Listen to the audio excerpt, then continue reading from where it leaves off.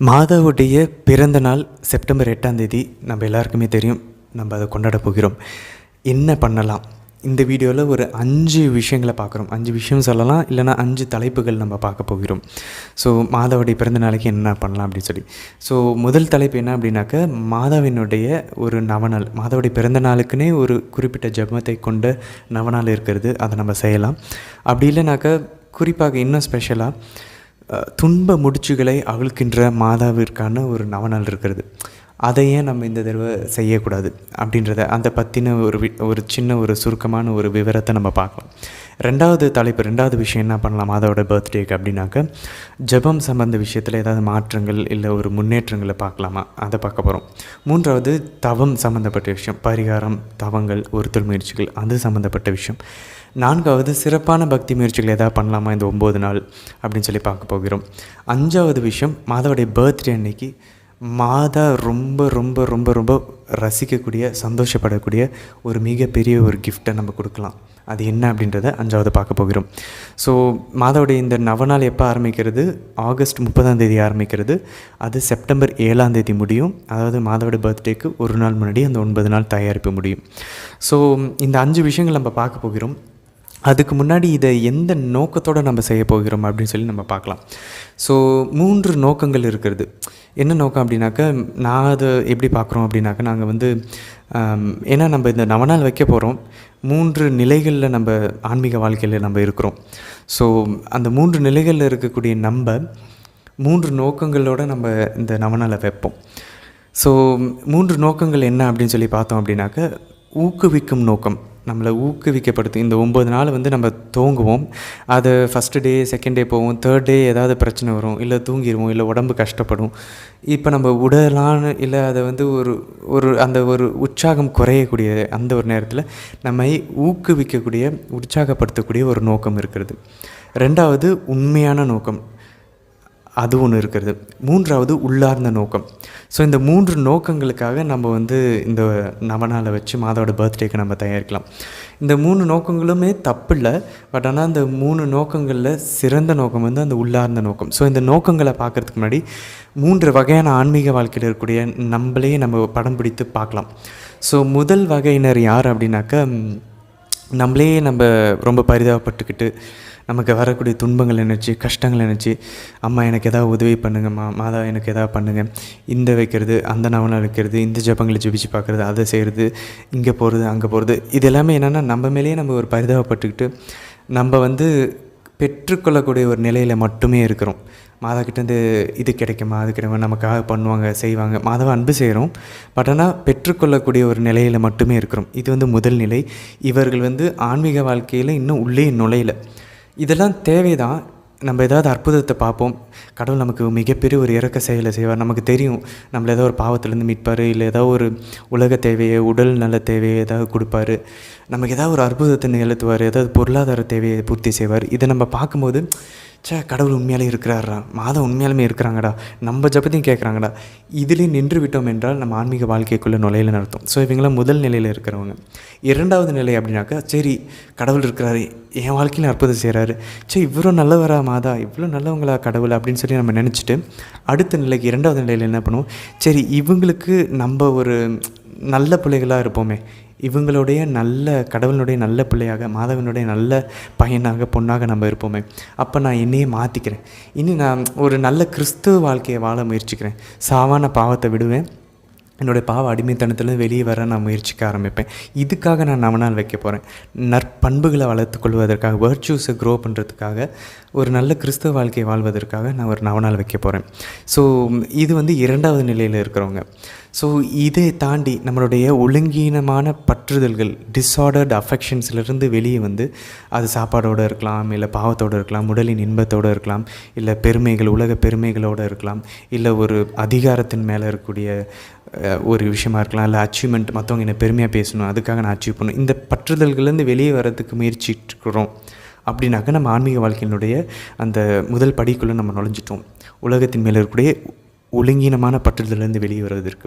So இதுதான் 2வது படிநிலை. இன்னும் ஒரு படி 3வது, சரி இதெல்லாம் விட்டு நான் வெளியே வந்துட்டேன், இன்னும் சின்ன சின்ன அற்ப பாவங்கள் தான் எனக்கு தெரியாமல் நான் செஞ்சுக்கிட்டு இருக்கேன் அப்படின்னு நினைக்கிறவங்க நம்ம 3வது நிலைக்குள்ளே, ஆன்மீக வாழ்க்கைக்குள்ளே போகும்போது அப்போ என்ன நடக்குது, நம்ம கடவுளுக்காக கடவுள் உண்மையாலுமே இருக்கிறாரு, இந்த உலக விஷயங்கள்லாம் பிரச்சனை வரும் வராது, பணம் இருக்கும் இருக்காது, சில சமயம் நம்ம வெற்றி பெறுவோம் வெற்றி பெற மாட்டோம், நிறைய பேர் நம்மளை புகழ்வாங்க, நிறைய பேர் நம்மளை வந்து இகழ்வாங்க, நம்மக்கிட்ட இருக்கும், சில சமயம் இல்லாமல் போவோம், சந்தோஷமாக இருப்போம், வருத்தமாக இருப்போம். இதுக்கு மத்தியிலையும் கடவுளுடைய அன்பை சுவைச்சிட்டேன், கடவுள் உண்மையாலுமே இருக்கிறார். புனித பவுலை போல் என்னுடைய லாபத்தையெல்லாம் இப்போ நான் வந்து ஒரு இழப்பாக கருதுகிறேன், லாபத்தை மட்டும் இல்லை எல்லாவற்றையுமே இழப்பாக கருதுகிறேன், குப்பையாக கருதுகிறேன் கிறிஸ்துவின் பொருட்டு. அந்த நிலைக்கு போயிட்டோமா, நான் கடவுளுக்காக துன்புற போகிறேன், அவரோட அன்பை நான் சுவைச்சிட்டேன், இனி அவருக்காக நான் எதாவது செய்ய போகிறேன், அவருடைய விருப்பத்தை என்னுடைய விருப்பமாக மாற்றிக்க போகிறேன், அவருக்காக நான் எந்த துன்பத்தையும் ஏற்றுக்கொள்ள போகிறேன், எல்லாவற்றையும் மீட்பினுடைய அவருடைய அந்த பாடுகளோடு என்னையை நான் இணைச்சிக்கொள்ள போகிறேன். இனி வாழ்வது நானல்ல, கிறிஸ்து எனக்குள்ளே வாழ முயற்சிக்க போகிறேன், நான் அவர்கிட்ட என்ன நெருங்கி போக விரும்புகிறேன், அவருடைய பிரசன்னத்தை எனக்குள்ளே நான் வந்து அனுபவிக்க விரும்புகிறேன். ஒவ்வொரு நிமிஷமும் ஒவ்வொரு நொடியும் மாதாவுடைய பிரசன்னத்தையும் ஆவியானவருடைய பிரசன்னத்தில் நான் எல்லாவற்றிலும் இயங்க விரும்புகிறேன்னு சொல்லி அந்த உச்சக்கட்டத்தை நெருங்குகிறவர்கள் 3வது படிநிலையில் இருக்கோங்க. ஸோ நம்ம எந்த நிலையில் இருக்கிறோமோ அந்த நிலையில் ஏற்றவாறு நம்மளுடைய நோக்கம் இருக்கும் இந்த 9 நாள் 9 நாளை நம்ம ஏறெடுக்கிறதுக்கு. அப்போ இது பொறுத்து தான் நம்ம இப்போ பார்க்க போகிற இந்த 3 நோக்கங்களும் அமைகிறது. நான் என்ன சொல்லணும் அப்படின்னாக்க, நம்ம இந்த 3 நோக்கங்களையுமே 3மே வைத்துக்கொள்ளலாம். நம்ம எந்த நிலையில் இருக்கிறோமோ அதை பொறுத்து இந்த 3 நோக்கங்கள் வந்து டாமினேட் ஆகும், அதுக்கு நம்ம முக்கியத்துவம் கொடுப்போம். ஸோ முதல் நோக்கம் நான் ஏற்கனவே சொன்னது போல் ஊக்குவிக்கக்கூடிய நோக்கம், நம்மை உற்சாகப்படுத்தக்கூடிய நோக்கம். என்ன நோக்கம் அது? உலக பிரகாரமான தேவைகள், உடல் சம்மந்தமான தேவைகள், பொருளாதார தேவைகள். ஸோ இதெல்லாம் அந்த உலகத்திலே முடிஞ்சு போயிடும். இதெல்லாம் வந்து அந்த முதல் நிலையில் இருக்கிறவங்க, கடவுள்கிட்ட வந்து எதாவது வாங்கலாமா, நான் கஷ்டப்படுறேன், என் மேலே இறக்கப்படுங்க, இப்படியே நம்ம மேலேயே நம்ம பரிவு கொண்டிருக்குன்னு நம்ம வந்து பிட்டி பண்ணிகிட்டு இருக்கக்கூடிய ஒரு நிலையில் முதல் நிலையில் இருக்கிறவங்க இந்த உற்சாகப்படுத்தக்கூடிய நோக்கத்தோடு நம்ம நாள் வைப்பாங்க. ஸோ நம்ம இதிலையும் நின்று விட்டோம் என்றால் நாம் போலி பக்தர்கள். இதை ஒரு பிடிப்பாக வச்சு ஒரு ஸ்டார்டிங் பாயிண்ட்டாக பிடிச்சி அடுத்த நிலைக்கு போகிறோம் அப்படின்னாக்கா நம்ம சூப்பர், நம்ம வந்து உண்மையான கிறிஸ்தவர்களாக வாழ்கிறோம், மாதா மீது உண்மையான பக்தி கொண்டிருக்கணும் அர்த்தம். ஸோ செகண்ட் நோக்கம் என்ன? இந்த உற்சாக நோக்கத்தோடு எனக்கு வேலை கிடைக்கணும், எனக்கு வந்து ஒரு குழந்தை பாக்கியம் கிடைக்கணும், எனக்கு பொருளாதார நெருக்கடி குறையணும், எனக்கு இந்த பிரச்சனை இருக்குது அந்த பிரச்சனை இருக்குது இதெல்லாம் குறையணும், நான் எக்ஸாமில் நல்லா பாஸ் ஆகணும், இன்டர்வியூவில் பாஸ் ஆகணும், நான் இந்த மாதிரி உலக தேவைகள், எனக்கு இந்த உடல் நோய் குணமாகணும், இல்லை வேற ஒருத்தவங்களுக்கு உடல் நோய் குணமாகணும், இப்படி உலக தேவைகள், பொருளாதார தேவைகள், உடல் தேவைகள், இதை தாண்டி இதெல்லாம் வந்து உற்சாகப்படுத்தக்கூடிய ஒரு நோக்கம். இதை நம்ம வச்சுக்கலாம். நம்ம எப்போயாச்சும் 9 நாள் ஸ்டார்ட் பண்ணுவோம், செகண்ட் டே தேர்ட் டே அது நமக்கு கஷ்டம் வரும்போது இந்த உற்சாகப்படுத்தக்கூடிய நோக்கத்தை நம்ம நினச்சி ஓகே நான் இதுக்காக பண்ண போகிறேன் அப்படின்னு சொல்லி ஸ்டார்ட் பண்ணலாம். ஸோ ஸ்டார்ட் பண்ணும்போது உண்மையான நோக்கம், உற்சாகப்படுத்தக்கூடிய நோக்கத்தை தாண்டி உண்மையான நோக்கம், ட்ரூ இன்டென்ஷன் என்ன அப்படின்னு சொல்லி பார்த்தோம்னா, நம்மளுடைய ஆவிக்குரிய ஆன்மாவுக்காக விஷயங்களை கேட்பது. என்ன பண்ணலாம் அப்படின்னு சொல்லி பார்த்தோன்னா, நம்ம 7 தலையான பாவங்கள் நமக்கு தெரியும். பெருமை, பொறாமை, பேராசை, பெருந்தீனி, கோபம், காமம், சோம்பேறித்தனம். ஸோ இந்த 7 தலையான பாவங்களை நம்ம சிந்தனையில் செஞ்சுருப்போம், கண்களில் செய்திருப்போம், வார்த்தைகளில் செய்திருப்போம், நம்மளோட உடலின் உறுப்புகளில் செயல்களில் செய்திருப்போம்.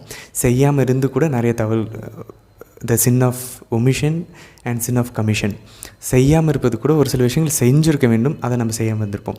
ஸோ இந்த 7 தலையான பாவங்களில் ஏதாவது ஒன்றுதெல்லாம் நம்ம ரொம்ப மாட்டிக்கிட்டு இருப்போம். சாத்தான் அதை தான் வச்சு நம்மளை திரும்பவும் விழ வச்சு கொண்டிருப்பான். அந்த ஒரு பாவத்தை எடுத்து இந்த ஒரு பாவத்திற்கு கீழே நிறையா வெரைட்டியாக செஞ்சுருப்போம். உதாரணத்துக்கு கோபத்தில் தான் நம்ம பலவீனமாக இருக்கிறோன்னா, நம்ம ரொம்ப காயப்படுத்தின ஒரு நிகழ்வுகள் இருக்கும், நம்ம யாரையாவது நம்ம வார்த்தைகளை கோவப்படுத்தியிருப்போம், இல்லை அந்த கோவத்தினால ஏதாவது செயல்களில் ஈடுபட்டிருப்போம், உறவுகளை முறிச்சிருப்போம், ஏதாவது 9 விஷயங்கள் ஏதாச்சும் நம்ம மைண்டுக்கு நினைவு வந்துச்சுன்னா அதை நம்ம எழுதி வச்சுக்கொள்ளலாம். ஸோ நம்ம ஆன்மாவுக்காக நம்ம கடந்த வாழ்க்கையில் செஞ்ச பாவத்துக்கு பரிகாரம் செய்யக்கூடிய நோக்கத்தோடு இந்த 9 நாளை நம்ம ஸ்டார்ட் பண்ணலாம். அதோட பர்த்டேக்கு இது மிகப்பெரிய ஒரு கிஃப்டாக இருக்கும். அப்போது நான் ஏதாவது இந்த கோவத்தின் கீழே நான் செஞ்ச 9 நிகழ்வுகள் என் மனசை இன்னமும் நான் எத்தனை கன்ஃபெஷன் பண்ணாலும் என் மனசில் அது இன்னும் ஒரு குற்ற உணர்வாக தான் இருக்கிறது அப்படின்னு சொல்லிட்டு இருக்கிற அந்த 9 நிகழ்வு எடுக்கலாம். இல்லை 9 வரலையா, ஒரு 3 நிகழ்வு தான் வருதா, 3 எடுக்கலாம். அந்த 3 வந்து 3 நாளாக நம்ம ஒப்பு கொடுக்கலாம். இல்லை ஒரு 5 நிகழ்வு வருதா அதை 10 நாள் 2 நாளாக ஒப்பு கொடுக்கலாம். ஸோ ஏதோ ஒரு வகையில். ஸோ இல்லை ஒரே ஒரு பாவம் இது எனக்கு ரொம்ப கஷ்டமாக இருக்குது, அந்த ஒரு பாவத்துக்காக நான் 9 நாளும் ஒப்பு கொடுக்க போகிறேன். ஸோ பரிகாரமாக ஒப்பு கொடுக்கலாம். அதே நேரத்தில் இதிலிருந்து நான் வெளியே வருவேன் அப்படின்ற ஒரு தீர்மானத்தை எடுத்து அதற்கு தேவையான அருளையும் கேட்டு ஒப்பு கொடுக்கலாம். ஸோ பாவத்துக்கு பரிகாரமாகவும் அதிலிருந்து வெளியே வருவதற்கான அருளை வேண்டியும் இந்த உண்மையான நோக்கம். ஸோ உற்சாகப்படுத்தக்கூடிய நோக்கம் முடிஞ்சிருச்சு. இப்போ உண்மையான நோக்கமும் நம்ம முடிச்சிட்டோம். உண்மையான நோக்கம்ன்றது ஆவிக்குரிய ஆன்மீக வாழ்க்கைக்கு தேவையான விஷயங்களை கேட்பது, பாவத்திற்காக மன்னிப்பு, பாவத்திலிருந்து வெளிவதற்கான அருள். இது முடிஞ்சிருச்சு. அடுத்து இருக்கக்கூடிய உள்ளார்ந்த நோக்கம். இதை எல்லாத்தையும் தாண்டி அந்த 3வது நிலையில் இருக்கக்கூடிய கிறிஸ்தவர்கள் இவர்கள் என்ன கேட்பாங்க அப்படின்னாக்க, நான் இன்னும் உங்ககிட்ட நெருங்கி வரணும், நான் நற்கருணையில் என்னால் நம்பிக்கை இருக்குது, பட் இன்னும் என்னால் முழுசாக நம்ப முடியலாமா, நற்கருணை மீது எனக்கு நம்பிக்கை அதிகரிக்க சொல்லி இந்த 9 நாள் நான் வரேன். இல்லை எனக்கு தெரியுது தான் கடவுள் விருப்பம்னு, ஆனாலும் என்னால் அதை பண்ணுறதுக்கு தைரியம் இல்லை, எனக்கு தைரியத்தை தாங்க, துணிவை தாங்க. அல்லது நான் இன்னும் கடவுளுடைய விருப்பத்திற்கு என்னுடைய விருப்பத்தை நான் விட்டு கொடுக்க மாட்டேங்கிறேன். ஒரு சில இடங்களில் நான் தூய அவனுடைய அந்த அந்த ஒரு பிரசன்னத்தை இழந்து விடுகிறேன். இப்படி நம்ம கடவுளையும் மாதாவையும் சந்தோஷப்படுத்துறதுக்கு இனி நம்ம வாழ்வது நான் அல்ல, கிறிஸ்துவும் மாதாவும் ஆவியானவர் எனக்குள்ளே வாழ்கிறார்கள். ஸோ உயரிய பண்புகளை கேட்டு இந்த மாதிரி கடவுளோடு ஒன்றாக இணைகிறது, புனித பவுல் கூறுவது போல் இனி வாழ்வது நான் அல்ல, கிறிஸ்துவ எனக்குள்ளே வாழணும், நான் செய்கிற செயல்களில் நீங்கள் வெளிப்படணும், எனக்கு ஏதாவது தூய ஆவியானவருடைய அருங்கொடைகள் வேணும், அந்நிய பாஷை அல்லது ஏதாவது இறைவாக்கு வரிக்கக்கூடிய வரங்கள், இல்லது நோய்களை குணமாக்கக்கூடியது, ஏதாவது ஒன்று ஆண்டவருடைய காரியத்துக்காக என்னை எடுத்து பயன்படுத்துங்க, நான் என்னை அதுக்காக ஒப்பு கொடுக்குறேன். இப்படி ஏதாவது கடவுளுக்கு இன்னும் நெருங்கி போய் மாதாவுடைய அன்புக்காகவும் கடவுளுடைய அன்புக்காகவும் செய்யக்கூடியது. இது என் அம்மாவுடைய பிறந்தநாள், நான் நிறைய அவங்ககிட்ட வாங்கிட்டேன்ப்பா, போதும், இனி நான் வாழக்கூடிய இந்த வாழ்க்கையை நான் ஆண்டவருக்காக வாழ போகிறேன், மாதாவுக்காக வாழ போகிறேன், அதுக்கு என்னை வழி நடத்த சொல்லி கேட்டு இந்த மாதிரி உயரிய விஷயங்களுக்கு நம்மளுடைய ஆன்மாவுக்காக மட்டும் இல்லை, மாதாவுக்காக ஆண்டவருடைய ராஜ்யத்தை இந்த உலகத்தில் ஸ்தாபகம் செய்கிறதுக்கு, மாதவுடைய மாசற்ற இதயத்தை இந்த உலகத்தில் ஸ்தாபகம் செய்வதற்கு என்னென்னலாம் செய்யலாம். இதுதான் உள்ளார்ந்த நோக்கம். ஸோ நம்மை ஊக்குவிக்கக்கூடிய நோக்கம், உண்மையான நோக்கம், உள்ளார்ந்த நோக்கம். இந்த 3க்காகவும் நம்ம இந்த நவநாளை நம்ம ஏறெடுக்கலாம். இல்லை இந்த 3க்காக நம்ம ஸ்டார்ட் பண்ணாலும் நம்ம எந்த நிலையில் இருக்கிறோமோ அதை பொறுத்து நம்ம அதுக்கு முக்கியத்துவம் கொடுப்போம். பட் இந்த 3 நோக்கங்களையும் வைத்து நம்ம ஸ்டார்ட் பண்ணலாம். சரி, இப்போ நம்ம மாதாவுடைய பிறந்த நாளுக்கு என்ன செய்யலாம், அந்த 5 விஷயங்களை நம்ம இப்போ ஒன்று ஒன்றா பார்க்கலாம். ஸோ மாதாவுடைய பிறந்த நாளுக்கு நம்ம செய்யக்கூடிய முதல் விஷயம் என்னவாக இருக்கலாம் அப்படின்னாக்கா, துன்ப முடிச்சுகளை அவிழ்க்கக்கூடிய மாதாவிற்கு ஒரு நவநாள் வைக்கலாம். ஸோ இதை பற்றின ஒரு பர்சனலான டெஸ்டிமனி என்னென்னா, எங்களுக்கு இது எப்படியோ ஒரு 3 வருடம், கிட்டத்தட்ட 3 வருடங்களுக்கு முன்னாடி யாரோ ஒருவர் மூலியமாக எங்களுக்கு இது கிடச்சிச்சு, இந்த நவநாளினுடைய ஜபங்கள். இந்த ஜபங்கள் அவ்வளோ மனசுக்கு ஆறுதலாகவும் மனசை தொடக்கூடிய ஒரு ஜபமாக இருந்துச்சு. அதனால் எங்கள் வாழ்க்கையில் என்னென்ன பிரச்சனைகள் இருந்துச்சோ, பாவத்திலேருந்து வெளியே பாவ அடிமைத்தனங்களாக இருக்கலாம், அந்த துன்பம் முடிச்சு என்னவாக வேணாலும் இருக்கலாம், அது ஒரு படிப்பில் முன்னேற்றமாக இருக்கலாம், தடையாக இருக்கலாம், எதுவாக வேணாலும் இருக்கலாம், உறவுகளில் பிரச்சனையாக இருக்கலாம். நாங்கள் எதெல்லாம் எங்கள் வாழ்க்கையில் ஒரு துன்பம் முடித்தா நாங்கள் பார்த்தோமா இது அவ்வளவே மாட்டேங்குதுன்னு நினச்சோமோ அதுக்கெல்லாம் நாங்கள் தனித்தனி நவநாள் வச்சோம். ஸோ நவநாள் வச்ச உடனே பெரிய விஷயங்கள் எதுவுமே சேஞ்ச் ஆகலை. பட் ஆனால் நம்ம ஏதாச்சும் கைத்தில் இருக்கக்கூடிய ஏதாவது நூலில் இருக்கக்கூடிய சிக்கை நம்ம எடுக்க முயற்சி செஞ்சோன்னா நமக்கு தெரியும், அந்த ஒரு பர்டிகுலர் இடத்துல நம்ம சிக்கு எடுக்கணும் அப்படின்னாக்க வேறு ஒரு இடத்துல இருக்கக்கூடிய சிக்கை நம்ம எடுத்தால் தான் இந்த சிக்கை நம்ம எடுக்க முடியும். ஸோ அந்த மாதிரி நாங்கள் நவநாள் வச்சது என்னமோ ஒரு விஷயத்துக்கு, ஒரு குறிப்பிட்ட விஷயத்துக்கு, ஆனால் இப்போ வரைக்கும் அதோடய எஃபெக்ட் எங்களால் பார்க்க முடியுது. அந்த பர்டிகுலர் பிரச்சனையை, அந்த குறிப்பிட்ட முடிச்ச அவிழ்க்கிறதுக்கு மாதா தனித்தனியாக அங்கங்கே வெளிவேறி சுற்றி இருக்கக்கூடிய முடிச்சுகளை கொஞ்சம் கொஞ்சமாக அவிழ்க்குவாங்க. உதாரணத்துக்கு ஒரு சில உறவுகளை முறிப்பாங்க, ஒரு சில உறவுகளை சேர்ப்பாங்க, ஒரு சில இடங்களை மாற்றுவாங்க, ஒரு சில வேலை வாய்ப்புகளை மாற்றுவாங்க, ஒரு சில வீடு மாற்றுவாங்க, என்ன வேணால் நடக்கலாம். பட் நம்ம வச்சதனுடைய அந்த பிரச்சனையை அவிழ்க்கிறதுக்கு மாதா உடனடியாகவும் செய்யலாம். கொஞ்சம் கொஞ்சமாக அதை சுற்றி இருக்கக்கூடிய அந்த முடிச்சுகளை, பிரச்சனைகள், சிக்கல்களை அவிர்த்து நம்ம வச்ச பிரச்சனையை தீர்க்கிறதுக்கான அந்த விஷயங்களையும் மாதா செய்கிறத இப்போ வரைக்கும் நாங்கள் பார்த்துட்ருக்கோம். அதனால் இது ஒரு வல்லமையான ஒரு நவநாளாக நாங்கள் பார்க்குறோம். சரி, இந்த துன்ப முடிச்சுகளை அவிழ்க்கக்கூடிய இந்த மாதவிற்கான இந்த நவநாள் எப்படி வந்துச்சு அப்படின்னு சொல்லி சுருக்கமாக அதனுடைய வரலாறு நம்ம பார்த்தோம் அப்படின்னாக்க, இதனுடைய வரலாறு எங்கே போகுது அப்படின்னாக்கா கிட்டத்தட்ட 1600களில் ஜெர்மனி நாட்டுக்கு போகுது. ஸோ 1600 வருடங்களில் ஜெர்மனி நாட்டில் ஒரு தம்பதி வாழ்ந்திருக்காங்க. அந்த ஹஸ்பண்டோட பேர் வந்து என்னென்னு பார்த்தோன்னாக்க வுல்ஃப்கேங் லேங்கன்மேண்டில். அந்த மனைவியினுடைய பெயர் பார்த்தோன்னாக்க சோஃபி. ஸோ இவங்க 2 பேரும் கல்யாணம் ஆகி ஒரு சில வருடங்கள் நல்லா வாழ்ந்துருக்குறாங்க. பட் அதுக்கப்புறம் என்ன ஆயிருக்கு, அவங்களுடைய திருமண வாழ்க்கையில் ஏதோ பிரச்சனை வந்திருக்கு. இவங்க டிவோர்ஸ் வாங்கலாம் அப்படின்னு சொல்லி நினைக்கும் போது, சரி வாங்குறதுக்கு முன்னாடி நம்ம ஒரு குருவானவர் போய் சந்திப்போம் அப்படின்னு சொல்லி கடவுளுடைய பராமரிப்பினால ஒரு நல்ல ஞானம் நிறைந்த ஒரு இயேசு சபை குருவானவரை அவங்க போய் பார்த்துருக்காங்க. இதெல்லாம் 1600களில் ஜெர்மனி நாட்டில் ஆக்ஸ்பர்க்ன்ற இடத்துல நடக்குது. ஸோ அங்கே இருந்த ஒரு திருத்தலம் தான், ஒரு சர்ச் தான் செயின்ட் பீட்டர்ஸ் சர்ச். ஸோ அங்கே வந்து ஒரு இயேசு சபை குருவானவர் இருந்திருக்கார். அவர் பேர் ஜேக்கப் ரெம். இவர் ரொம்ப ஞானம் மிகுந்தவர், ரொம்ப பயபக்தியான ஒரு நல்ல பரிசுத்தமான ஒரு குருவானவர். ஸோ இவர்கிட்ட போய் இந்த பிரச்சனை, திருமண பிரச்சனையை பற்றி சொல்லும்போது அந்த குருவானவர் இவங்களோட சேர்ந்து ஜெபிக்கிறாங்க. ஸோ அவர் ஜெபிக்கும்போது இந்த ஒரு கிட்டத்தட்ட ஒரு 28 நாள்களில் 4 முறை அவரை போய் பார்த்ததாக சொல்கிறாங்க. ஸோ அது சரியாக நம்ம எத்தனை நாள் ஜெபிச்சாங்க நமக்கு தெரில. ஸோ இந்த குருவானவரிடம் போய் ஜெபிக்கும்போது இவரும் அவங்களுக்காக மாதாவினுடைய, அதுவும் குறிப்பாக அவர் லேடி ஆஃப் ஸ்னோஸ், பனிமய மாதாவினுடைய சுரூபத்துக்கு முன்னாடி இவங்க சேர்ந்து ஜெபிக்கிறாங்க. இவங்க திருமண வாழ்க்கை நல்லபடியாக இவங்க திரும்ப சேர்ந்து வாழணும் அப்படின்னு சொல்லிட்டு. ஸோ இவங்க ஜெபிச்சு முடிக்கும்போது ஒரு குறிப்பிட்ட இந்த அவரை மீட் பண்ண வரும்போது ஒரு டைம் என்ன பண்ணியிருக்காங்க, ஒரு இடங்களில் என்ன சொல்கிறாங்க அப்படின்னாக்க, அந்த வுல்ஃப்கேங் லேங்கன்மேண்டில் அந்த ஹஸ்பண்ட் வந்து ஒரு ரிப்பனை கொடுத்ததாகவும், ஒரு சில பதிவுகள் என்ன சொல்கிறாங்கன்னா அந்த ஒய்ஃப் சோஃபி வந்து ஒரு ரிப்பனை கொடுத்ததாகவும் சொல்கிறாங்க. ஸோ யார் கொடுத்தாங்கன்னு தெரியல. பட் ஆனால் இந்த தம்பதியர்களில் யாரோ ஒருத்தர் வந்து அந்த ரிப்பன் ஒன்று கொடுத்துருக்காங்க. ஸோ அந்த ரிப்பன் என்ன அப்படின்னாக்கா, அந்த காலத்தில் ஜெர்மனியில் ஒரு வழக்கம் இருந்திருக்கிறது. திருமணம் நடக்கும்போது இந்த ஆணும் பெண்ணினுடைய அந்த மணமக்களினுடைய கரங்களை சேர்த்து கட்டுவாங்களாம். ஸோ அவங்க என்றென்றும் அந்த பந்தம் நிலைத்திருக்கும் அப்படின்றத குறிக்கும் விதமாக.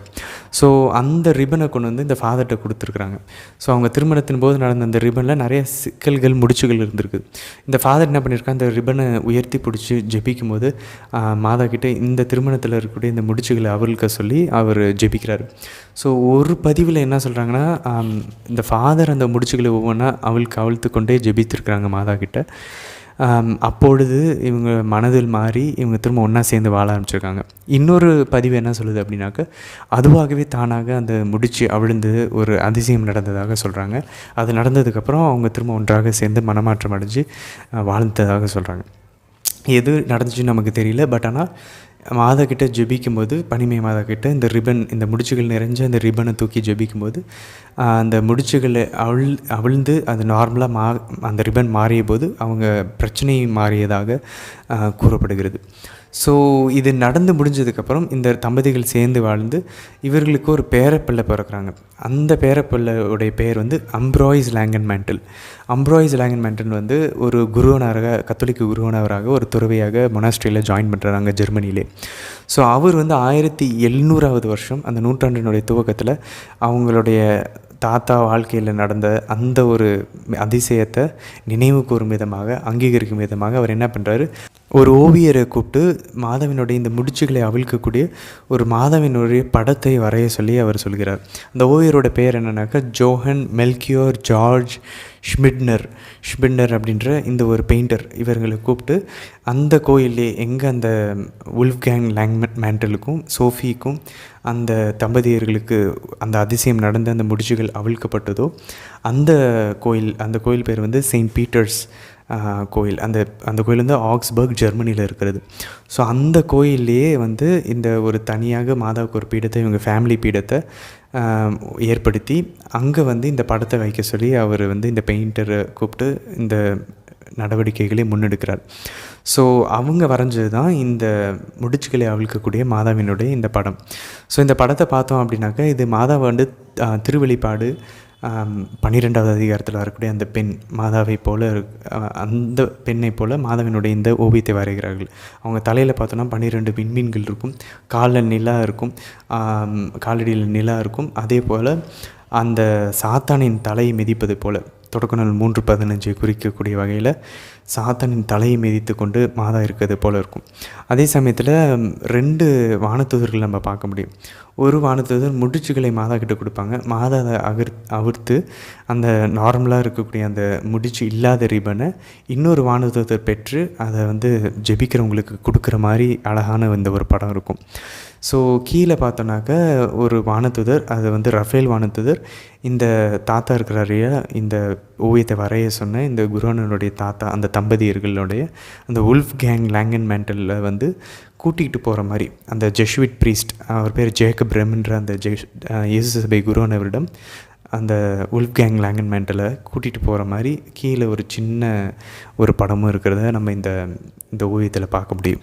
இது மட்டும் இல்லை, இது நம்ம விவிலிய பின்னணியிலையும் பார்க்கலாம். என்ன அப்படின்னு சொல்லி பார்த்தோம் அப்படின்னாக்கா, புனித இரேனியஸ் 2வது நூற்றாண்டு அப்படின்னா கிபி 100களில் வாழ்ந்த புனித இரேனியஸ், இவர் வந்து யார் அப்படின்னாக்கா புனித பாலிகார்ப்பினுடைய சீடர். புனித பாலிகார்ப் யார் அப்படின்னு சொல்லி பார்த்தோம் அப்படின்னாக்கா, ஆண்டவருடைய 12 சீடர்களில் இருக்கக்கூடிய ரொம்ப முக்கியமான மிக முக்கியமான அன்பு சீடராக இருக்கக்கூடிய புனித யோவானினுடைய சீடர் தான் புனித பாலிகார்ப். இந்த பாலிகார்ப்பினுடைய சீடர் தான் புனித இரேனியஸ்.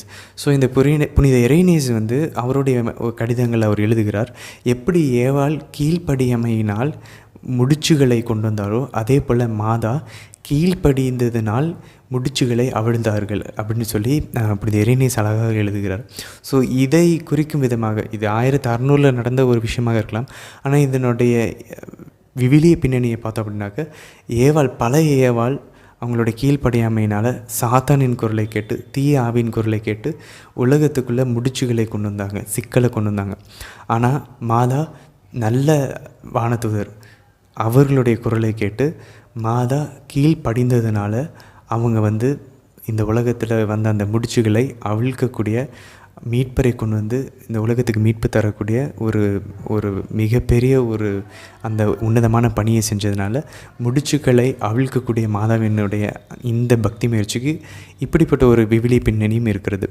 ஸோ பழைய ஏற்பாட்டு புதிய ஏற்பாட்டை இணைஞ்சு அப்போவே புனித இரேனியஸ் 2வது நூற்றாண்டிலேயே இந்த மாதிரியான ஒரு மடலை அவர் எழுதியிருக்கிறார். ஸோ இந்த படத்திற்கு இந்த ஒரு பின்னணியும் இருக்கிறது. இந்த ஒரிஜினல் படத்தை இப்போ கூட அதே சர்ச்சில் எங்கே இந்த அதிசயம் நடந்துச்சோ அதே சர்ச்சில் புனித பேதுருவினுடைய சர்ச் ஆக்ஸ்பர்க் ஜெர்மனியில் இருக்கக்கூடிய அந்த சர்ச்சில் நம்ம இப்போ கூட அந்த ஒரிஜினல் படத்தை நம்மளால் பார்க்க முடியும். ஸோ இந்த படத்தை வந்து இப்போ இருக்கக்கூடிய திருத்தந்தையான ஃப்ரான்சிஸ் வந்து அவருக்கு இந்த பக்தி முயற்சி ரொம்ப பிடிக்கும். அது ஒரு சில நிகழ்வுகள் சொல்கிறாங்க, எது உண்மையான நிகழ்வுன்னு தெரில.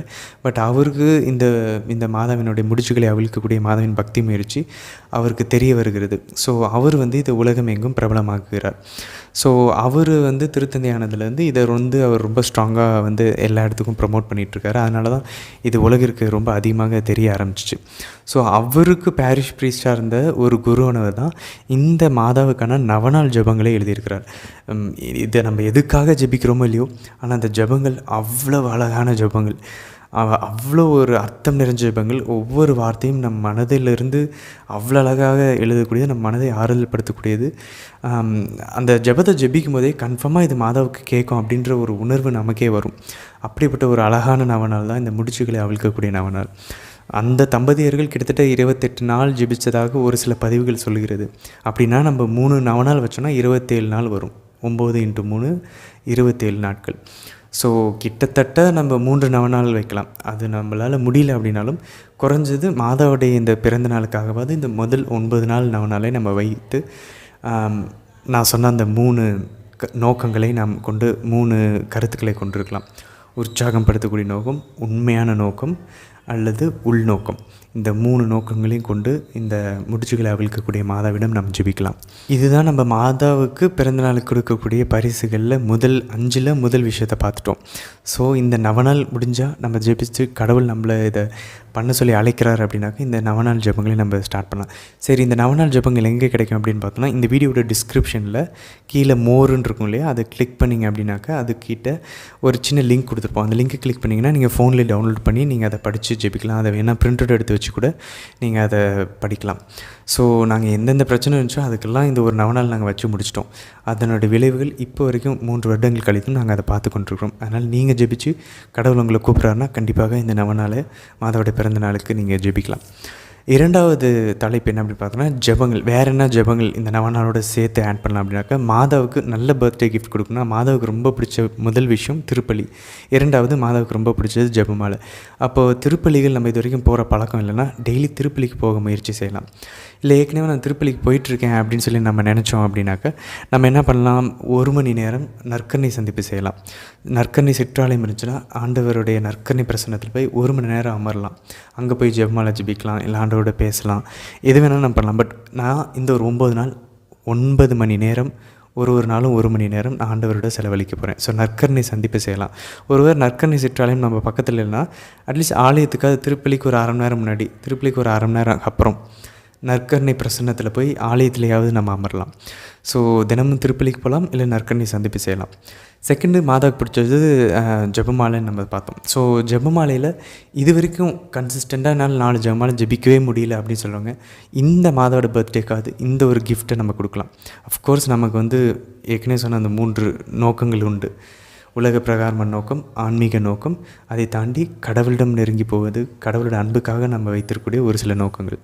ஏதோ ஒரு காரணத்தை நம்ம வைத்துக்கொண்டு எதை வேணாலும் நம்ம மோட்டிவேட் பண்ணுறதுக்கு வச்சுக்கிட்டு உற்சாகப்படுத்தக்கூடிய எந்த நோக்கத்தை வேணாலும் நம்ம கையில் எடுத்துக்கலாம். பட் மாதாவோட பர்த்டேக்காக, மாதாவுக்காக முடிஞ்சளவு நம்ம இந்த ஒரு 9 நாளாவது 4 ஜெபமாலைகளை காலையில், மத்தியானம், சாயந்தரம், நைட்டு ஜெபிக்க முயற்சி செய்யலாம். ஏதாவது இந்த 3 நோக்கங்களை வைத்து. ஒருவேளை ஏற்கனவே நம்ம 4 ஜெபமாலை ஜெபிச்சிட்ருக்கோம் அப்படின்னாக்க எக்ஸ்ட்ரா ஒன்று அப் பண்ண முடியுமான்னு பார்ப்போம். அந்த 5வது ஜெபமாலை மாதாவினுடைய 7 வியாகுலங்களின் ஜெபமாலை ஜெபிக்க முயற்சி செய்யலாம். மாதா ஆஃப்ரிக்காவில் கிபேஹோவில் 1980களில் கொடுத்த காட்சியில் மாதா இந்த 7 வியாகுலங்களின் ஜெபமாலையை பரப்ப சொல்லி சொல்கிறாங்க. ஸோ அது ரொம்ப பவர்ஃபுல்லானது. அதுக்குன்னு நிறையா வாக்குத்தத்தங்கள் உண்டு. அந்த வாக்குத்தத்தங்களை நம்ம பார்த்தோன்னா கண்டிப்பாக அதை நம்ம ஜெபிக்க ஆரம்பிப்போம். ஸோ இதை பற்றி தெரிஞ்சுக்கணும் அப்படின்னாக்க அதை பற்றின வீடியோ இந்த சேனலே போடப்பட்டிருக்கு. ஸோ அதுக்கான லிங்க்கையும் இந்த வீடியோட டிஸ்கிரிப்ஷனில் கொடுத்துருக்குறோம். அதை கிளிக் பண்ணி இந்த 7 வியாகுலங்களின் ஜெபமாலையை எக்ஸ்ட்ராவாக மாதாவுக்கு ஜெபிக்கலாமா அப்படின்னு சொல்லி நீங்கள் ஜெபிச்சு நீங்கள் டிசைன் பண்ணி கடவுள் உங்களை அழைத்தாருன்னா நீங்கள் அதை ஜெபிக்க ஆரம்பிக்கலாம். ஸோ 4 ஜெபமாலைகள் ஜெபிக்கலாம். அல்லது ஏற்கனவே 4 ஜெபிக்கிறேன்னா நம்ம 5வது 7 வியாகுலங்களின் ஜெபமாலையை ஜெபிக்க ஆரம்பிக்கலாம். நான் இது 5மே பண்ணிகிட்ருக்கேன் அப்படி சொல்லி நீங்கள் நினச்சிங்க அப்படின்னா நல்லா தியானித்து ஜெபிக்க முயற்சி செய்யலாம். இது வரைக்கும் நம்ம தியானிக்காமல் இருப்போம். இனி அதை திருவிவிலிய ஜெபமாலையை பயன்படுத்தி ஒரு அருளிருந்த மரியாக்கும் ஒரு வசனம் அந்த மறையின்மை சம்மந்தப்பட்ட வசனம் இருக்கும். அந்த வசனத்தை வாசித்து அதை மைண்டில் இமேஜின் பண்ணி அதுக்கப்புறம் இமேஜின் பண்ணிக்கிட்டே தியானிச்சுக்கிட்டே ஒரு அருளிருந்த மரியை ஜெபிக்கலாம். திரும்ப கண்ணை திறந்து 2வது வசனத்தை படிப்போம். அதை திரும்ப கண்ணை மூடி தியானிச்சுக்கிட்டே 2வது அருளிருந்த மரியை ஜெபிக்கலாம். இப்படி நம்ம 50 அருளிருந்த மரியாதை ஜெபத்திற்கும் 50 வேத வசனங்கள் உண்டு. அது மறையின்மை சம்மந்தப்பட்டதாக இருக்கும். ஸோ அதை நம்ம தியானித்து ஜெபிக்கும் போது நம்ம 50 பைபிள் வசனங்களை படித்து தியானிச்சிருப்போம், மாதாவிடமும் பேசியிருப்போம். ஸோ திருவிவிலிய ஜெபமாலையை பயன்படுத்தி அட்லீஸ்ட் ஒரு ஜெபமாலையாவது ஒரு நாளைக்கு திருவிவிலிய ஜெபமாலையை பயன்படுத்தி இந்த 9 நாள் ஜெபிக்க முயற்சி செய்யலாம். ஸோ 4 ஜெபமாலைகள் அல்லது 5 ஜெபமாலை அல்லது அதை நல்லா தியானித்து ஜெபிக்க திருவிவிலிய ஜெபமாலையை பயன்படுத்தலாம். ஸோ இது ரோசரியை பொறுத்த வரைக்கும் மாதாவுக்கு நம்ம செய்யக்கூடிய விஷயங்கள். 3வது தவ முயற்சிகள் செய்யலாம். ஸோ ஃபஸ்ட்டு நவநாள் பார்த்தோம், முடிச்சுகளை அவிழ்க்கக்கூடிய மாதாவின் நவநாள். 2வது ஜெபங்கள், அதாவது திருப்பலிக்கு போகிறது, ஜெபமாலை சம்மந்தப்பட்டதை பார்த்தோம். 3வது ஏதாவது தவ முயற்சிகள் செய்யலாம். நம்ம இது வரைக்கும் ஃபாஸ்டிங்கே இருந்ததில் நான் எப்போ பார்த்தாலும் அதில் நான் ஸ்டார்ட் பண்ணுறேன், நான் விட்டுறேன் அப்படின்னு சொன்னால் இந்த தடவை இந்த 9 நாள் மாதாவுக்காக, மாதாவோட பர்த்டேக்கு, மாதாவுக்கு பரிகாரங்கள் ரொம்ப பிடிக்கும். ஃபாத்திமாவில் மாதா பரிகாரம் செய்ய சொல்கிறாங்க, லூர்தில் செய்ய சொல்கிறாங்க. அவங்களே அவங்களுடைய பிள்ளையை பரிகாரம் செய்ய தான் அவங்க கண்ணு முன்னாடி சிலுவையில் அரைஞ்சப்போ கூட ஆண்டவர் இயேசுவை மாதா தைரியமான ஒரு பெண்ணாக, தைரியமான ஒரு அம்மாவாக, ஞானம் நிறைந்த அம்மாவாக ஆண்டவருடைய திட்டத்துக்கு ஒத்துழைச்சு அவங்க கொடூரமாக அவங்க மகன் பாடுபடுவது கூட உலகத்தின் மீட்புக்காக அவங்க அதை சகித்து கொண்டு அவங்க உள்ளத்தை அந்த வாள் ஊடுருவி குத்திய போது கூட அதை அவங்க தாங்கிக்கிட்டாங்க. அவ்வளோ ஒரு ஸ்ட்ராங்கான பெண் மாதாவே. நம்ம மிஸ்டிக்கல் சிட்டி ஆஃப் காட்ன்ற புத்தகத்தை படித்தோம் அப்படின்னாக்க, மறைபொருளான கடவுளின் மறைபொருளான நகரம் அப்படின்னு அந்த புத்தகத்தில் படித்தோன்னா மாதா மிக மிக மிக பெரிய பயங்கரமான தவ முயற்சிகள், உடல் ஒருத்தல்களை செஞ்சுருக்கிறாங்க. ஸோ அவங்களுடைய பிள்ளைகளாக இருக்கிற நம்பையும் அந்த மாதிரி உடல் உறுத்தல்களை செய்ய தான் மாதா அழைப்பாங்க. மாதா நம்ம கூட இருக்கிறாங்க அப்படின்னா அதற்கான ஒரு கிளியரான ஒரு அறிகுறி என்னன்னு பார்த்தோன்னா, இது எல்லா புனிதர்களுடைய வாழ்க்கையிலையும் பார்க்கலாம். எல்லா புனிதர்களும் மாதாவிடம் நெருக்கமாக இருந்தார்கள். அவங்க எல்லாருமே கடுமையான தவ முயற்சிகள் செஞ்சுருக்குறாங்க. ஸோ இந்த 9 நாள் மாதாவுக்கு கண்டிப்பாக பிடிச்ச விஷயம் அப்படின்னு பார்த்தோன்னா, நம்ம உடலை வருத்தி கொள்வது. அதை பார்க்குறதுக்கு ரொம்ப கஷ்டமாக இருக்கலாம், ஆனால் அது நமக்கு தேவைப்படுது. அதனால் மாதா அதை நம்ம பண்ண சொல்லி அழைப்பாங்க. தைரியமான ஒரு அம்மா அவங்க. அப்போது ஃபாஸ்டிங்கே இருந்ததில்லை அப்படின்னாக்க நம்ம நான்வெஜ்ஜு அல்லது ஸ்வீட்டை இந்த 9 நாள் தவிர்த்துட்டு மாதாவோட பிறந்தநாள் அன்றைக்கி கொஞ்சம் ஒரு சின்ன ஸ்வீட் சாப்பிட்லாம். ஸோ ஒரு 9 நாள் நான்வெஜ்ஜையும் ஸ்வீட்டையும் நடுவில் ஏதாவது சாப்பிடக்கூடிய ஸ்நாக்ஸ் எல்லாம் தவிர்க்கலாம். இல்லை நிறைய காஃபி டீ குடிக்கிற பழக்கம் இருந்துச்சுன்னா அதை தவிர்க்கலாம். பிளாக் காஃபி பிளாக் டீ அதை மட்டும் குடிக்கலாம். ஸோ அந்த மாதிரி ஒரு சிம்பிளான ஒரு உபவாசத்தை நம்ம செய்யலாம். இல்லை நான் இன்னும் ஸ்ட்ராங்காக போகணுன்னு விரும்புகிறேன்னா காலையில் மட்டும் 9 நாள் சாப்பிடாமல் இருக்கலாம். அல்லது காலையில் ஏற்கனவே சாப்பிடாமல் இருக்கக்கூடிய அந்த பழக்கம் இருந்துச்சுன்னா காலையிலையும் மதியானமும் உபவாசம் இருக்க முயற்சி செய்யலாம். ஸோ இந்த மாதிரி சின்ன சின்ன விஷயங்கள் பண்ணலாம். அப்போ சாப்பிடாமல் இருக்கக்கூடிய அந்த நேரம் சாப்பிட்றதுக்கு நம்ம செலவழிக்கக்கூடிய அந்த அரை மணி நேரத்தில் பைபிள் படிக்கலாம். மார்க் நற்செய்தி எடுத்துக்கிட்டோம்னா சின்ன நற்செய்தி தான், 16 அதிகாரங்கள் தான் இருக்கும். அந்த சாப்பிடாமல் இருக்கக்கூடிய அந்த நேரத்தில் நம்ம ஒரு நாளைக்கு 2 அதிகாரம் படித்தோன்னா ஈஸியாக நம்ம 8 நாளில் மார்க் நற்செய்தியவே நம்ம முடிச்சிடலாம். டெய்லி 2 அதிகாரம் படித்தோம் அப்படின்னாக்க. ஸோ இந்த மாதிரி விஷயங்களை நம்ம உபவாசம் இருக்கலாம். இல்லைனாக்கா நம்ம சர்ச்சில் நம்ம டெய்லி பூசைக்கு போகிறோமா, அங்கே நம்ம பின்னாடி முட்டி போடலாம். முட்டி போட்டு 9 நாள் நம்ம ஏற்கனவே நம்ம பார்த்தது போல் நம்ம ஏதாவது ஒரு தலையான பாவத்தை எடுத்து அதற்கு கீழே நம்ம மனசை உறுத்தி கொண்டிருக்கக்கூடிய ஏதாவது 3 அல்லது 5 அல்லது 9 பாவங்களை நினைவு கொண்டு அதை எழுதி வச்சுக்கலாம். அந்த ஒவ்வொரு நாளும் அந்த ஒவ்வொரு பாவத்திற்காக முட்டி போட்டு திருப்பலியை நம்ம ஒப்பு கொடுக்கலாம். நம்ம யோசித்து பார்ப்போமே, நம்ம ஒருவேளை நம்ம இன்றைக்கே இறக்க போகிறோம் அப்படின்னா நம்ம போய் நின்னோன்னே நமக்கு நன்றாக தெரியும், நம்ம ஒருவேளை கன்ஃபெஷன் பண்ணியிருப்போம். ஆனாலும் ஒரு சில அந்த பாவங்களுக்கு உண்மையான மனத்துயர் அடைஞ்சிருக்க மாட்டோம். நம்ம பாவம் தப்புன்னு நினைப்போம், ஆனால் பர்ஃபெக்ட் கன்ட்ரிஷன் இருக்காது. ஒரு முழுமையான ஒரு மனத்துயர் அடைஞ்சிருக்க மாட்டோம். ஸோ அந்த ஒரு மனத்துயருக்கு பதிலாக நம்ம ஏதாவது தவ முயற்சிகள் இந்த மாதிரி உடல் உறுத்தல்கள் செஞ்சால் தான் அந்த எழுந்து போன அந்த இழப்பீடை நம்ம ஒழுங்காக மனத்துயர் இல்லாததை நம்ம சமம் செய்ய முடியும். அப்போது நம்ம இறந்து போயிட்டோம் அப்படின்னா, நம்ம கடவுள் முன்னாடி நிற்கிறோம் அப்படின்னா கண்டிப்பாக நமக்கு தெரியும், இதெல்லாம் உண்மையிலே நான் திரும்பவும் டைம் மிஷினில் நான் திரும்பவும் போனேன்னா என்னோடய கடந்த வாழ்க்கைக்கு நான் இந்த இடத்துல கண்டிப்பாக என்னையே உழுக்காட்டி இதை செய்யாதப்பா அப்படின்னு சொல்லி நான் எனக்கே சொல்லியிருப்பேன் அப்படின்னா என்ன பாவங்களாக இருக்கும். இதை செய்ய வேணாம், இதை பின்னாடி நீ ரொம்ப வருத்தப்படுவேன், இதை செய்யாத அப்படின்னு சொல்லி நம்ம நினைப்போம் அப்படின்னா அது என்னென்ன பாவங்கள்? 1 3 இல்லை 5 இல்லை 9 அதை எழுதி வைத்து கொண்டு அதை ஒவ்வொரு நாளும் அதை நினச்சிக்கிட்டு நம்ம இந்த நவநாள் ஒப்பு கொடுப்போம். அதுக்கு பரிகாரமாக அதை நினச்சிக்கிட்டு ஜெபமாலைகள், திருப்பலிகள், நற்கருணை சந்திப்புகள், உபவாசங்கள், பாத யாத்திரை, இது எல்லாமே அதுக்கு பரிகாரமாக அந்த நாள் செய்வோம். திருப்பி அடுத்த நாள் அந்த 2வது பாவத்தை நினைவு கூறுவோம். அதிலேருந்து வெளியே வருவதற்கான அந்த பரிகாரத்தை ஏற்றுக்கொண்டு அந்த இனிய வாழ்க்கையில் செய்யாமல் இருப்பதற்கான நம்ம அருளை வேண்டியும் நம்ம ஒப்பு கொடுக்கலாம். ஸோ இதுதான் தவ முயற்சிகள் 3வது அந்த தலைப்பு கீழே இருக்குது. 4வது சிறப்பு பக்தி முயற்சிகள். ரொம்ப அழகான ஒரு விஷயம், மாதாவுக்கு நம்ம கொடுக்கக்கூடிய ஒரு கிஃப்ட் என்ன அப்படின்னாக்கா, காலையில் எந்திரிச்ச அந்த முதல் நிமிடத்தை மாதாவுக்கு கிஃப்டாக கொடுக்கலாம் அந்த 9 நாள். ஏன்னா நம்ம எல்லாருமே செய்யக்கூடிய மிகப்பெரிய தவறு, அலாரம் அடித்தோன்னா அலாரம் ஆஃப் பண்ண உடனே அந்த ஃபோன் எடுத்து நம்ம அதில் இருக்கக்கூடிய மெசேஜஸை செக் பண்ணுவோம். இல்லை ஏதாவது அப்டேட்ஸ் இருக்கான்னு பார்ப்போம், வேறு ஏதாவது ஆப்பில், சோஷியல் மீடியாவில். அந்த ஒரு 3 மினிட்ஸ் அதை நம்ம அந்த பழக்கத்தில் ஒதுக்கி வச்சுட்டு காலையில் எந்திரிச்ச உடனே முதல் நிமிஷத்தில் அச்சிஷ்ட சிலுவை அடையாளத்தினாலே அந்த எங்கள் சத்துக்களிலிருந்து எங்களை ரட்சித்தரலும் எங்கள் சர்வேஸ்வரான்னு சொல்லி நம்ம சிலுவை அடையாளம் வரைஞ்சி பிதாசுதன் போட்டுட்டு அதுக்கப்புறம் நம்ம ஒருவேளை மாதாவுக்கு நம்மையே முழுமையாக 33 நாள் தயாரித்து நம்ம அர்ப்பணம் செஞ்சுருந்தோன்னா மாதா கிட்ட நம்ம ஒப்பு கொடுக்கலாம். அம்மா, நான் உங்களுடைய அடிமை, சொற்படி எனக்கு இன்றைக்கி ஃபுல்லாக நடக்கட்டும். என்னுடையதும் என் முழுமையும் நானும் எனக்கு உரியவை எல்லாமே உங்களுக்கு சொந்தமாக. இன்றைக்கி நான் செய்கிறது எல்லாமே உங்களுக்காக, உங்கள் வழியாக உங்களுக்குள்ளே செய்ய போகிறேன். என்னை நீங்கள் காற்று வழி நடத்துங்க அப்படின்னு சொல்லி மாதாவுக்கு அந்த அர்ப்பணத்தை செய்யலாம். இல்லைனா காலையில் மார்னிங் ஆஃபரிங், காலையில் செய்ய வேண்டிய அந்த அர்ப்பண ஜபத்தை செய்யலாம். ஸோ சிலுவை அடையாளம் அறிஞ்சு பிதாசுதன் போடுவோம். அப்புறம் நம்ம மார்னிங் ஆஃபரிங் பண்ணுவோம். காலையில் மாதாவுக்கோ அல்லது டைரெக்டாக ஆண்டவருக்கோ நம்ம ஆஃபரிங் பண்ணலாம். நம்ம ஒப்பு கொடுக்கலாம். அந்த நாளை நம்ம செய்யக்கூடிய எல்லா நிகழ்வுகள், நம்ம செய்யக்கூடிய எல்லா வேலைகளையும் ஒப்பு கொடுக்கலாம். ஸோ 3வது என்ன பண்ணணும்? மூவேளை ஜபம். நமக்கு தெரியும், மூவேளை ஜபத்தை, ஏஞ்சலஸ் ஜபத்தை நம்ம ஜபிக்கலாம். ஸோ இந்த 3 விஷயங்களை காலையில் எந்திரிச்ச உடனே அந்த முதல் 3 நிமிடங்கள் 5 நிமிடங்கள் நம்ம இதை செய்யலாம். செஞ்சு முடிச்சுட்டு அதுக்கப்புறம் வேணால் நம்ம மொபைல் எடுத்து நம்ம பார்க்கலாம். ஸோ இந்த காலையில் எழுந்திரிச்ச அந்த முதல் 3-5 நிமிடங்களை மாதாவுக்கு இந்த 9 நாள் கிஃப்டாக கொடுக்கலாம். பார்க்குறதுக்கு இது சின்னதாக இருக்கும், ஆனால் இது ரொம்ப கடினமான விஷயம். செஞ்சு இந்த 9 நாள் பழகிட்டோன்னா கண்டிப்பாக அதுக்கப்புறம் இதை நம்ம தொடருவோம். அவ்வளோ அழகான ஒரு விஷயம் காலை அந்த நிமிடங்களை கடவுளுக்கு மாதாவுக்கு நம்ம ஒப்பு கொடுப்பது. இது ஒரு சிறப்பான பக்தி முயற்சி. வேறு என்ன சிறப்பான பக்தி முயற்சி? we can practice the presence of mother மேரி.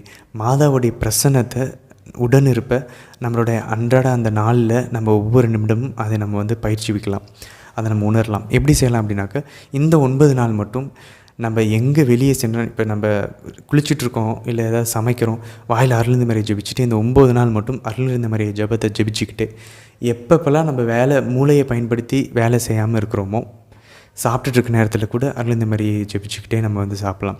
யாராவது 2-3 பேர் நம்ம சேர்ந்து நடந்து போயிட்டுருக்கோம், அவங்க பேசிகிட்டு இருக்காங்கன்னா நம்ம மைண்டில் அருளிந்த மாதிரியை ஜெபத்தை ஜெபிக்கலாம். ஸோ இப்படி கூட நம்ம ஆனால் நம்ம அதை ஜெபிக்கும் போது ஏதோ வாயில் ஜெபத்தை மட்டும் ஜெபிச்சுட்டு மைண்டை வேறு எங்கேயும் வச்சிடலாமல், மாதா ஸ்பிரிட்டில் ஆவியில் நம்மளோட கூட இருக்கிறாங்க, மாதா நம்ம கூட இருக்காங்க, அவங்க பிரசன்னத்தை ஃபீல் பண்ணுற மாதிரி மாதா என் கூட இருக்காங்க. இப்போ நான் எப்படி என்னுடைய சிந்தனையை வச்சுருப்பேன், என்னுடைய பார்வைகள் எப்படி இருக்கும், என்னுடைய வார்த்தைகள் எப்படி இருக்கும், என்னுடைய நடத்தைகள் எப்படி இருக்கும், இதை எப்பயுமே இந்த கவனத்தோடைய இந்த ஒரு கான்ஷியஸ்னஸோட இந்த சுய நினைவோட மாதா என் கூட இருக்கிறாங்க அப்படின்ற அந்த சுய நினைவோட இந்த 9 நாள் அதை நம்ம நினைவில் மறக்காமல் இருக்கணுன்றதுக்காக தான் இந்த அருளிந்த மாதிரியை ஜெபத்தை ஜெபிக்கிறோம். கடவுளுடைய அருளை வேண்டியும் நம்ம ஜெபிக்கிறோம், மாதாவோட பிரசன்னத்தை வேண்டி நம்ம ஜெபிக்கிறோம். இதை மனசார வெறும் வாயில் மட்டும் ஜெபிக்காமல் நம்ம வண்டி ஓட்டிகிட்டு போகும்போதோ இல்லை நம்ம ஏதாவது வாக்கிங் போகும்போது ஒரு இடத்துலேருந்து இன்னொரு இடத்துக்கு போகும்போது அந்த நாள் முழுதும் வெட்டி பேச்சுகள் பேசாமல் தேவையில்லாத சிந்தனைகள் அலைவிடாமல் மாதா என் கூட இருக்கிறாங்க, என்னை பார்த்துட்ருக்காங்க, என் கூட நடந்துகிட்ருக்காங்க அப்படின்ற அந்த ஒரு ரியாலிட்டியை உணர்ந்தவர்களாக அதை நினைவூட்டும் விதமாக இந்த அருளிருந்த மாதிரியே ஜெபத்தை ஜெபிச்சுக்கிட்டே அந்த நாள் முழுதும் இந்த 9 நாள் practising the presence of mother Mary, மாதாவுடைய பிரசன்னத்தை நம்ம ப்ராக்டிஸ் பண்ணலாம். இது ரொம்ப பவர்ஃபுல்லானது, கொஞ்சம் மெச்சூரானது. மாதாவுக்கு முழு அர்ப்பணம் செய்தவர்களுக்கு கண்டிப்பாக இது ரொம்ப அவசியமாக தேவைப்படும், மாதாவுடைய ப்ரெசன்ட்டை ப்ராக்டிஸ் பண்ணுறது. அப்போ நம்ம ஏதாவது ஒரு வேலை ஸ்டார்ட் பண்ணுறோம், அம்மா இதை உங்களோட நான் செய்கிறேன், என் கூட வாங்க, மாதா கூட கன்வர்ஸ் பண்ணிக்கிட்டே இருக்கலாம், மாதா கூட அந்த நாள் முழுதும் பேசிக்கொண்டே இருக்கலாம். ஸோ காலை நிமிடங்களை ஒப்பு கொடுப்பது, எப்போ பார்த்தாலும் அருளிருந்த மாதிரியை ஜெபத்தை ஜெபிச்சுக்கொண்டே மனதிலோ அல்லது வாயிலையோ ஜெபித்துக்கிட்டு மாதாவுடைய பிரசன்னத்தை எப்பயுமே அவங்களுடைய நெருக்கமாக நம்ம பக்கத்தில் இருக்காங்க, நம்ம நடந்தாலும் நம்ம வண்டியில் போனாலும் நம்ம கூட இருக்காங்கன்ற அந்த ஒரு உணர்வை எப்பயுமே நம்ம சுயநினைவில் வைத்து கொண்டு அந்த ஒரு நினைவை நம்ம வச்சுக்கிட்டு இருக்கிற மாதிரி செய்யலாம். இது 2 சிறப்பு பக்தி முயற்சிகள். இதுவும் இந்த 9 நாள் மாதாவுக்கு நம்ம கிஃப்ட் கொடுக்கலாம். ஸோ இது 4வது. 5வது ரொம்ப ரொம்ப முக்கியமானது, செப்டம்பர் 8ஆம் தேதிக்கு மாதாவுடைய பர்த்டேக்கு நம்ம கொடுக்கக்கூடிய மிகப்பெரிய கிஃப்டாக எது இருக்கும் அப்படின்னு சொல்லி பார்த்தோன்னா, கண்டிப்பாக ஒரு நல்ல அம்மா எப்பயுமே புள்ள அவங்களோட இருக்கணும்னு தான் நினைப்பாங்க. நமக்கு மாதா நம்மளுடைய உலக பிரகாரமான தேவைகள் எல்லாத்தையுமே கண்டிப்பாக கொடுக்குறாங்க, கண்டிப்பாக கொடுப்பாங்க கேட்டால். ஆனால் அதை தாண்டி மாதாவுடைய நிலையிலேருந்து நம்ம யோசிப்போமே, நம்ம விண்ணகத்தில் இருக்கோன்னா நம்ம தான் மாதாவுடைய இடத்துல இருக்கோம் அப்படின்னா, நமக்கு கடவுள் நிறைய நம்மளை கிட்ட பிள்ளைகளாக எல்லா கிறிஸ்தவர்களையும் ஒப்படைச்சிருக்காங்கன்னா நம்ம ஒன்றே ஒன்று தான் எதிர்பார்ப்போம், அவங்க இறந்ததுக்கப்புறம் அவங்க நம்மளோட இருக்கணும்னு தான் எதிர்பார்ப்போம், நம்மளோட பிள்ளைங்க நம்ம கூட இருக்கணும்னு எதிர்பார்ப்போம். அதே தான் மாதாவும் கண்டிப்பாக எதிர்பார்ப்பாங்க. அவங்க பிள்ளைங்க கட்டளைகளை கடைப்பிடித்து இயேசு கிறிஸ்துவனுடைய வாக்குறுதிகளை சாட்சியங்களை கை கொண்டு அவங்களோட பிள்ளைகளாக இருந்து அவங்க இறந்ததுக்கப்புறம் நம்மளை மாதா மோட்சத்தில் சந்திக்கணுன்னு தான் கண்டிப்பாக பேரார்வம் கொண்டிருப்பாங்க. அதை தாண்டி வேறு எதுவுமே அவங்களுக்கு முக்கியம் இல்லை. அவங்களும் ஜெபமாலையின் ரகசியன்ற புத்தகங்களும் இன்னும் நிறைய இடங்களில் அவங்க அதை சொல்லியிருக்காங்க. ஆன்மாக்களை மீட்கிறது தான், ரட்சிக்கிறது தான் மாதாவினுடைய மிகப்பெரிய நோக்கம். ஆண்டவரிடம் விண்ணகத்தில் கொண்டு வந்து சேர்ப்பது தான் அவங்களுடைய மிகப்பெரிய ஒரு குறிக்கோளாகவே இருக்கிறது, அவங்களுடைய பணியாகவும் இருக்கிறது. ஸோ அப்போ மாதாவுக்கு நம்ம கொடுக்குற பெஸ்ட்டு கிஃப்ட் என்ன அப்படின்னா, நம்ம அந்த செப்டம்பர் 8ஆம் தேதி ஞாயிற்றுக்கிழமை வருகிறது. 7ஆம் தேதி பார்த்தோன்னா அது முதல் சனிக்கிழமை. ஸோ அந்த அன்னைக்கு மாதாவுக்கு முதல் சனிக்கிழமை பக்தியை நம்ம செய்யலாம். இது வரைக்கும் நம்ம அதை செய்யலை அப்படின்னா, முதல் சனிக்கிழமை பக்தினா என்ன அப்படின்றத தெரிஞ்சுக்கணுன்னா இந்த சேனல்லே அதுக்கான வீடியோ இருக்கிறது. அதுக்கான லிங்க் இந்த வீடியோட டிஸ்கிரிப்ஷனில் கொடுத்துருக்குறோம். முதல் சனிக்கிழமை பக்தி செய்யலாம். அதில் ரொம்ப முக்கியமான ஒரு விஷயம், பாவ சங்கீதனம் செஞ்சுட்டு அதுக்கப்புறம் நற்கருணை பெறுவது. நம்மளுடைய நிறைய பிரச்சனைகளுக்கு காரணம் நமக்கு எது சாமான பாவனே தெரியாமல் நம்ம அதை மேலோட்டமாக பார்த்துவிட்டு நம்ம நற்கருணை பெறும்போது அது நமக்கு தண்டனை தீர்ப்பாக மாறிக்கொண்டே இருக்கிறது. அப்போது இந்த மாதாவுடைய பர்த்டேக்கு அவங்களுக்கு கொடுக்கக்கூடிய மிகப்பெரிய கிஃப்ட்டு, எப்படியாச்சும் ஒரு ஃபாதரை பிடிச்சி முதல் சனிக்கிழமை அன்றைக்கி செப்டம்பர் 7 நம்ம ஒரு நல்ல பாவ சங்கீதனம் செய்வது. அதை இது வரைக்கும் நம்ம வாழ்நாளில் செஞ்ச பாவங்களை கூட ஒவ்வொரு வருஷமாக, ஒவ்வொரு காலகட்டமாக, ஸ்கூல் காலம், காலேஜ் காலம், திருமண காலம், வேலைக்கு போனது, ஒவ்வொரு இடங்களை வச்சு ஞாபகப்படுத்தி பார்த்து எல்லா சின்ன சின்ன பாவங்கள், 10 கட்டளை மீறினது, 7 தலையான பாவங்களை சிந்தனையில், கண்களில், வார்த்தைகளில், செயல்களை செஞ்சுருந்தா அதெல்லாம் பட்டியல் போட்டு எழுதி நம்ம ஒரு ஜென்ரல் கன்ஃபெஷன் பண்ணலாம். இல்லை அது ஏற்கனவே நம்ம ஏதாவது உள்ளிருப்பு தியானங்களில் பண்ணிட்டோம் அப்படின்னாக்க நம்ம பர்டிகுலர் அந்த காலகட்டங்களில் செஞ்ச பாவங்களை நல்ல ஒரு பாவ சங்கீதனை செஞ்சுட்டு செப்டம்பர் 8 தயாராகி ஆன்மாவில் பரிசுத்தமாக நல்ல திருப்பலியில் பங்கெடுத்து நற்கருணை பெற்றுக்கொண்டு மாதாவுக்கு இது தவிர வேறு எந்த ஒரு பெரிய கிஃப்ட்டையும் நம்ம கொடுக்க முடியாது. ஸோ மாதாவுடைய பர்த்டே கொடுக்கக்கூடிய மிகப்பெரிய கிஃப்ட் நம்ம செப்டம்பர் 7 அதுக்கு முதல் நாள் எப்படியாச்சும் பாவ சங்கீதனம் செஞ்சிடணும். ஸோ இதுதான் நம்ம மாதாவுடைய பிறந்த நாளுக்கு நம்ம தயாரிப்பதற்கான 5 விஷயங்கள், 5 தலைப்புகள் அல்லது 5 விஷயங்கள். முதல்ல அந்த 9 நாளைக்கு முடிச்சுகளை அவிழ்க்கக்கூடிய மாதாவுக்கு நவநாள் செய்யலாம். 2வது திருப்பலி ஜபமாலைகளை அதிகரிப்பது. 3வது பரிகாரங்கள், தவ முயற்சிகள் செய்வது, உபவாசம் இருப்பது, திருப்பயணங்கள் மேற்கொள்வது. 4வது ஸ்பெஷல் டிவோஷன், அதாவது சிறப்பான பக்தி முயற்சிகள். எழுந்தவுடன் முதல் அந்த ஒரு சில மணித்துளிகள், நிமிடங்களை கொடுப்பது, அல்லது அந்த நாள் முழுதும் மாதாவுடைய பிரசன்னத்தை, அவங்களோட உடனிருப்பை, அவங்க ஆவியில் நம்ம கூடவே இருப்பதை உணர்ந்து அதை சுயநினைவில் கொண்டு அவங்களோட பிரசன்னத்தில் அவங்களோட பேசிக்கொண்டு அவங்களுடைய பிரசன்னத்தை நினைவூட்டும் விதமாக எப்பொழுதும் அருள்நிதி மரியை ஜெபத்தை இந்த 9 நாள் நம்மளுடைய வாயிலும் நம்மளுடைய இதயத்தில் அவங்களுடைய பிரசன்னத்தையும் உணர்ந்து கொண்டு அந்த மாதாவுடைய பிரசன்னத்தை நம்ம பயிற்றுவிப்பது, practising the presence of mother Mary. So இது 4வது. 5வது செப்டம்பர் 8 முதல் நாள் செப்டம்பர் 7 முதல் சனிக்கிழமை பக்தி செய்வது. அதிலும் குறிப்பாக பாவ சங்கீதனத்துக்கு எப்படியாக சென்று நம்மளுடைய ஆன்மாவை துவைத்து சுத்தமாக பரிசுத்தமாக வைத்துக்கொண்டு செப்டம்பர் 8 நுழைவது. இதுதான் மாதா கொடுக்கிற நம்ம மிகப்பெரிய கிஃப்ட். இந்த 5ல் இதுதான் ரொம்ப முக்கியமானது. அப்போது இந்த 5 விஷயங்களையும் மாதாவுடைய பிறந்த நாளைக்காக செய்யலாம். இது எந்த நோக்கத்துக்காக வேணாலும் செய்யலாம். உலக பிரகாரமான விஷயத்துக்காகவும் செய்யலாம், ஆன்மீக விஷயங்கள், ஆன்மா சம்மந்தப்பட்ட விஷயங்களுக்காகவும் செய்யலாம். அதே நேரத்தில் மாதாவிடம் நெருங்கி போகிறதுக்கு, மாதாவுடைய அன்புக்காகவும் இதை செய்யலாம். அதான் நம்ம பார்த்த 3 நோக்கங்கள். நம்மளை ஊக்குவிக்கிற நோக்கமாக இருக்கலாம், உண்மையான நோக்கமாக இருக்கலாம், உள்நோக்கமாகவும் இருக்கலாம். இந்த 3 நோக்கங்களில் பெஸ்ட் அப்படின்னு பார்த்தோன்னாக்கா அந்த உள்நோக்கம் தான். மாதாவுடைய பிறந்தநாள் அவங்களோட அன்புக்காக, அவங்களிடம் இன்னும் நெருங்கி போவதற்காக, அவங்க எனக்குள்ளேருந்து செயலாற்றுவதற்காக எதெல்லாம் தேவைப்படுதோ அவங்களோட விருப்பத்தை கேட்டு அந்த விஷயங்கள் நான் மாதாவுக்காக எதை செய்ய முடியுமா அந்த நோக்கத்தோடு நம்ம செஞ்சோன்னா உயர்ந்ததாக இருக்கும். இல்லை 2வது படி கூட உண்மையான நோக்கம், ட்ரூ இன்டென்ஷன், என்னுடைய ஆன்மீக விஷயங்களுக்காக, என்னுடைய பாவத்திலிருந்து ஒழுங்கினமற்ற அந்த பற்றுதல்கள், டிஸார்டர்ட் அஃபெக்ஷன்ஸ்லேருந்து வெளியே வருவதற்காக, பாவங்களிலிருந்து வெளிவருவதற்கான அருளை வேண்டி செஞ்ச பாவத்துக்கு பரிகாரமாகவும் கொடுக்கலாம். இதுவும் ஓகே, உண்மையான நோக்கம். 3வது தரம் உற்சாகப்படுத்தக்கூடிய நோக்கங்கள், உலக பிரகாரமான விஷயங்கள், உடல் சார்ந்த விஷயங்கள், பொருளாதாரம் சார்ந்த விஷயங்கள், பொருள் சார்ந்த விஷயங்கள். ஸோ இதையும் நம்ம கேட்கலாம். பட் பெஸ்ட்டு பார்த்தோன்னா அந்த முதல் 2 தான், உள்நோக்கமும் உண்மையான நோக்கமும். உற்சாகப்படுத்தக்கூடிய நோக்கம், நம்ம உண்மையிலேயே இந்த 9 நாளில் எப்போயாச்சும் டயர்டானோன்னா இந்த உலக விஷயங்களை யோசித்து நம்ம உற்சாகப்படுத்தி இந்த 5 விஷயங்களையும் செய்வதற்கு ஒரு தூண்டுகோலாக வைத்துக்கொள்ளலாம். ஸோ நம்ம இந்த 3வது உற்சாக நோக்கத்தில் நின்று விடாமல் உள்நோக்கத்திற்கும் உண்மையான நோக்கத்திற்கும் நாம் கடந்து செல்ல முயற்சிப்போம். உண்மையான ஒரு அர்த்தமுள்ள மாதாவுடைய பிறந்த நாளை கொண்டாடுவோம். ஆமேன்.